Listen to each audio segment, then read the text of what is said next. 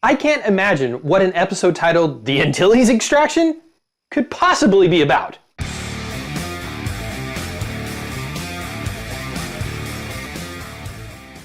The Antilles Extraction is the third episode of the third season of Star Wars Rebels, and has Sabine infiltrating an Imperial pilot training facility to extract disgruntled cadets. One of the cadets, to the shock of everyone I'm sure, is Wedge Antilles. He is the only Rebel pilot we see on screen to have survived both Death Star attacks. He has always been a fan favorite, and one of mine as well. Some of my favorite Legend books were from the Rogue Squadron series, which had Wedge as a focal point.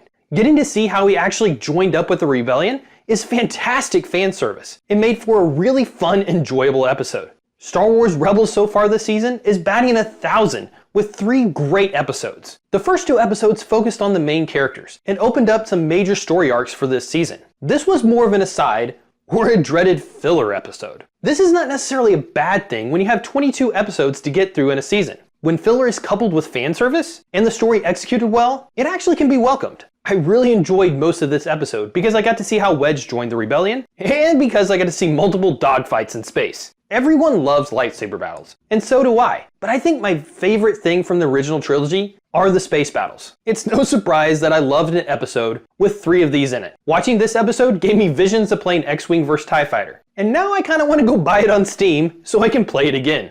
The dogfights aside, what I think I loved most about this episode was that the fact that the Empire didn't seem inept. One of my biggest criticisms towards the end of Season 2 was that the Empire didn't seem menacing at all. The leaders seemed like bumbling fools, and the crew of the Ghost accomplished their tasks too easily. There didn't seem to be any high stakes when they went out on missions. The first 3 episodes of this season, especially this one, fixed this. It was fantastic to see Sabine's initial escape attempt fail. I wasn't sure if she was going to escape from the Imperials this episode, and that makes the show more exciting. It made her second escape attempt more satisfying because I didn't know what was going to happen.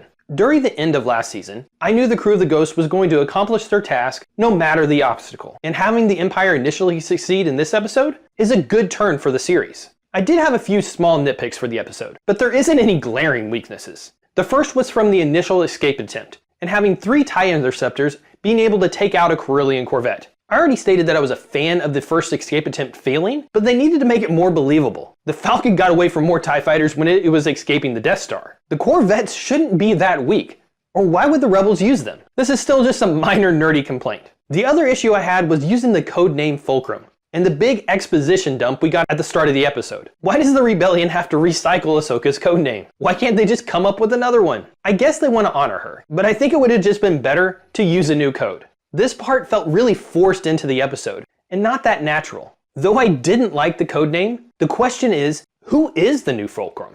I think the obvious choice is Agent Kallus, who let Sabine escape. Even though he said he was doing it because he was repaying Zeb, I think he might be having a change of heart and is betraying the Empire. I think he's going to play a pivotal role going forward, giving the Rebels intel on Thrawn. And it actually might be the one thing that saves the Rebels in the end of the season. I also wouldn't be surprised if Thrawn uses Fulcrum to provide disinformation to the Rebels.